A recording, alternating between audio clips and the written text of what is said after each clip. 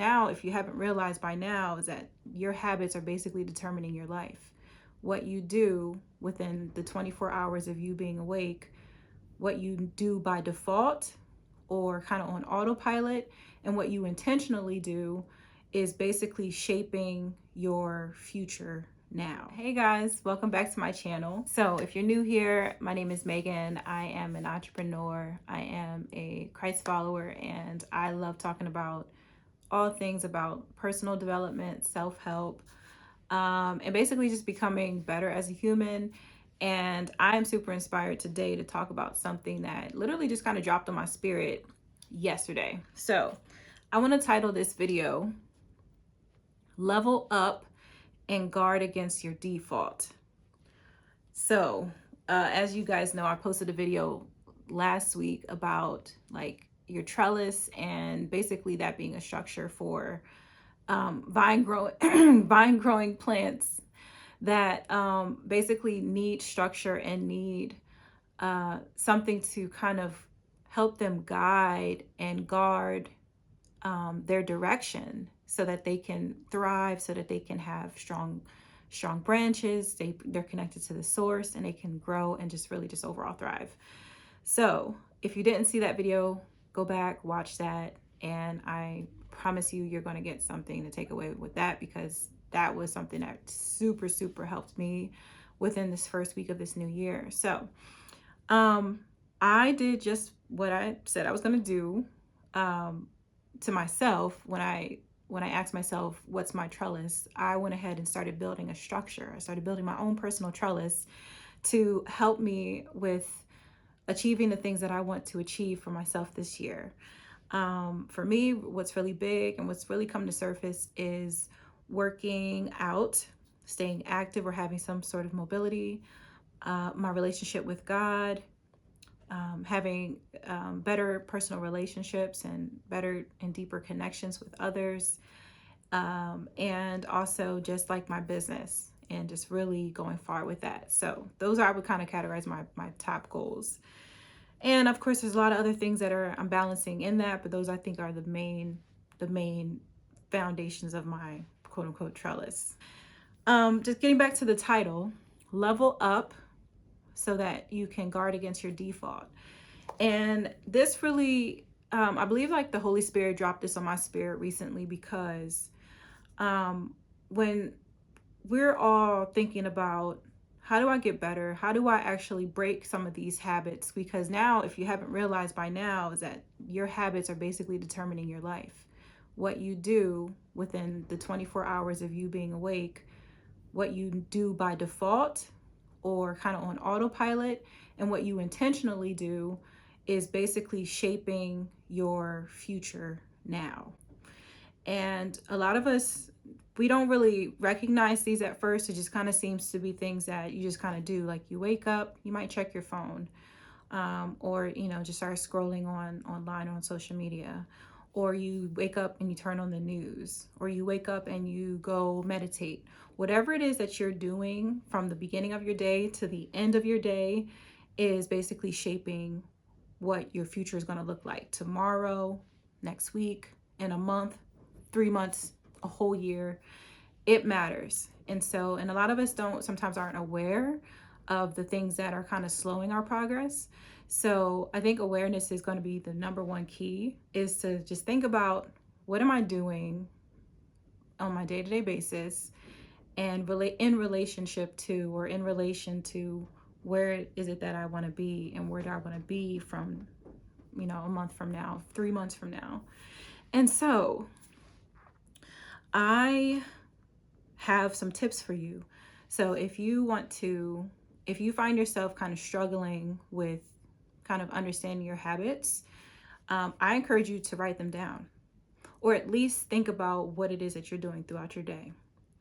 And ask yourself, is this activity helping me achieve my goals, or is it holding me back, or limiting me, or slowing me down from achieving my goals? And it's okay, just be honest with yourself. If you know that you tend to spend a lot of time online, or you tend to shop a lot when you're stressed out, whatever it is, it's okay. Give yourself grace, but also understand that if you want to be happier with yourself or where you are in your life, is that you can't kind of keep doing the same things that are giving you the same results. Something has to change. So if you want to level up, and my biggest suggestion is to guard against your defaults. And this whole concept of guarding against your defaults truly and honestly kind of came from just personal experiences with myself and also with um, observances that I've made with people in my family. Uh, I am one of 12 children. My mom had 12 kids, and so we grew up, like, I kind of grew up on the very, you know, lower end. I'm one of the last set of kids. It's me, my little sister, my older brother. We're the last three. And so I grew up watching and just observing people in my family, what their habits were, things that they did that went well, things that didn't go well, things that, you know, is kind of like in between. You don't really know if it's good or bad. It's just something that they've always done. And when it comes to financial habits, this has kind of been something that has come to the super forefront from me within the last few years. Not only just being a working adult, paying taxes, um, you know, paying off debt. I've noticed and started to see like how my financial habits have not been good. And what I mean by good is just like I've been good with money financially. Like I've owned property. I've invested in stocks. I've made large returns on my investment in the past. But when it comes to how I want to go forward with money and go forward with how I view money, I know for me that some things have to change. And I can't just like every little piece of money I get, just run to Amazon and just, you know, buy this one thing that I have in my cart. Like, you don't might not realize it, but those are small habits that are actually building up and preventing you from achieving real and serious goals, like paying off debt or having a savings or having an investment, or investing in property. So guarding against your default is understanding, okay, what am I by default doing? Like what's comfortable for me? So is that shopping? I get an extra $10. I'm in Amazon seeing what setting that filter to under less than $10. What can I buy now? You know, or am I actually sending that directly to an account to be invested? Like what is it? What is your default? So sometimes you have to guard against that. So for me, I know that I can't, just because Salvation Army has their Mondays and Wednesdays 50% off sales, I don't need to be in there.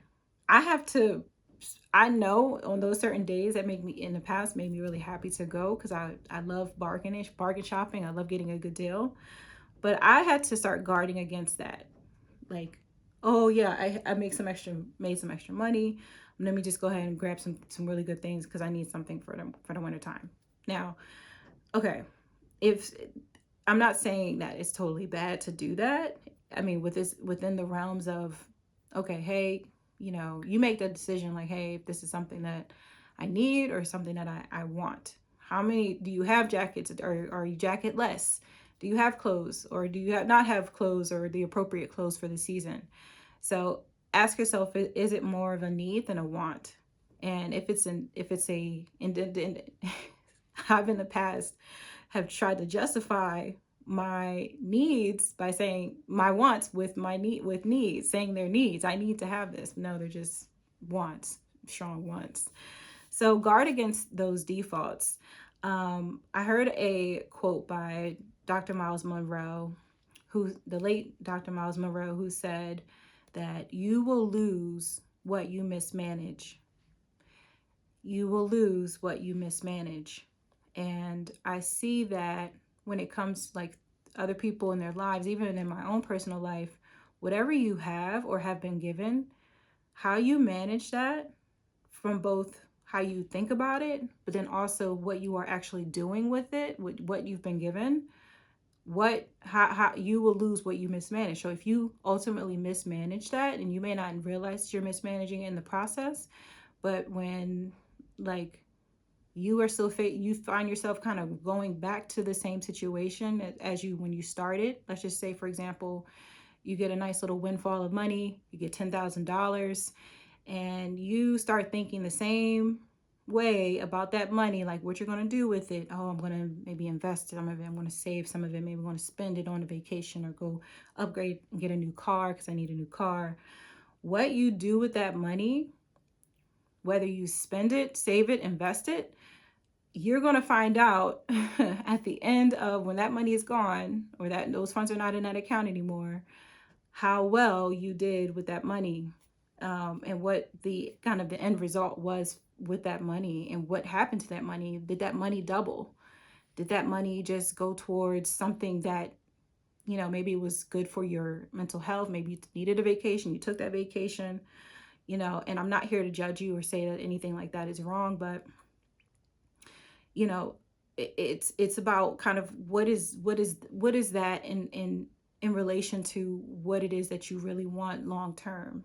So I'm really kind of learning about, for myself personally, that it's about like, hey, a lot of this, and a lot of, I believe, what society has kind of conditioned us in a sense, and maybe I don't say society, it can just be like family, it can just be your overall environment, your social circles, how you think about like short-term gains or short-term benefits versus long-term benefits. Am I like pleasuring myself in the short term now, or should I be delaying some of this instant gratification for my long-term goals? And so I'm learning this, and I used to work in finance. I know all about compound interest, but there's also compounded, interest is not the, in terms of money, is not the only thing that compounds. Habits compound, time compounds in a sense, meaning that like what you spend your time doing on a particular activity or a particular task, that also builds and compounds. So if I'm doing the same task, let's just say something super simple, like, I don't know, I'm playing the piano, learning how to play the piano. I'm spending 15 minutes playing the piano, doing a certain set or a certain scale or run. And I spend that 15 minutes per day doing that every single day. Well, after a certain amount of time, I'm going to pretty much master that set that I've done in 15 minutes. So I'm usually going to want to build or learn another set to add on to that set. So, or I may even want to spend 20 minutes doing this certain activity. Well, eventually, as much time and as much effort and intention that I'm putting into that activity within those that time constraint and growing that, I'm eventually going to become a better piano player because of the time that I spent investing in that. So I know that's probably not the best example, but hopefully you get what I'm saying. So I just want to challenge you to begin thinking about how you can guard against your default, how you can start to build structures around things that are not healthy for you in relation to what you want to achieve, and things that are healthy for you. One of the things that I did I think this year, or even last year, coming into the new year, again on the trellis, I actually got this little routine board. And it's acrylic. And as you can see here, what I love about this, besides that it's like clear, because I love things that are clear, is that it has these little knobs, these little things that you can actually just move when you completed a task. So it's dry erase, so you can completely wipe this away and rewrite it. But I call this my non-negotiables. So typically I work from the bottom. That's something new that I picked up this year too. Shout out to my brother who set that foundational. So at the foundation, I kind of work my way up. So I spent time with my Abba, my God, my Father. When I've done that, also my non-negotiables are working out. So when I've completed that, I do that. Gratitudes and affirmations. I read my list. Talk about that in maybe another video. Read 10 pages of a book, and also work on my business product. So these, and at the bottom, these are some other maybe non-negotiable, other non-negotiables, but maybe negotiables. Doing some other business work, connecting with a friend, and also intercessory prayer. So these are just some of the things that I kind of put right on my desk. What's nice about this is I got this off of Amazon. It came with, I mean, these are actually magnetic, so it has these magnets on the back. You can hook it to any type of like refrigerator or desk even. But it comes with these little stands, so they stand right up. Okay, so I encourage you guys to start again, just like building structure around your day, building structure around what it is that you want to achieve. One thing that I'm really happy about is that when I started this new year, really the end of last year, and I was asking myself, like, what's one thing that I want to accomplish this year, and one thing that I want to actually do every day this year in 2025 was working out. And today is January the 11th. I've worked out 10 days since the beginning of this year, since January 1st.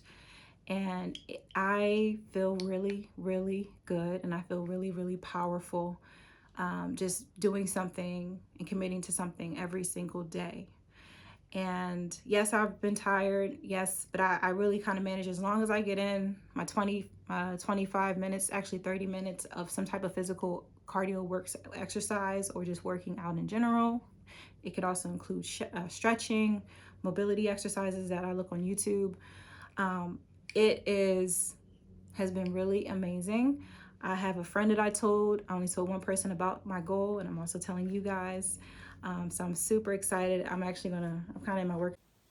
Hey guys, sorry, I had to switch phones because my storage space on my other phone blacked out. So, but again, in the purpose and the effort of me not making this video super long, I was basically just finishing that last video saying that I'm super excited. I'm working out today. And so ask yourself, I want to challenge you guys to ask yourself, what and how can I level up this year with the things that I'm doing? Well, one, first identify your goals. Two, be real and realistic with yourself as well. Set those lofty goals though. I mean, yeah, I know people talk about, having realistic goals, like they don't try to like make them so big lofty that you can't achieve them. Well, I say go for it. And let what come to you. And in terms of what you're physically able to do, when I started working out, I really kind of put myself into like an experimental phase. And what I mean by that is I didn't set so much strict guardrails or guidelines for me to work out. I said, okay, you know what? I'm going to test me working out in the morning. I'm going to see how my body feels. I'm going to test working out for 25 minutes or 30 minutes. Because in the past, I would set this goal to work out for at least an hour. I'm going to do XYZ exercise. And when I tell you, my body hated me after 3 or 4 days. And I would it would just be like, no, you're not working out today. I would resist working out. And I said, okay, so now I have to kind of work with myself. And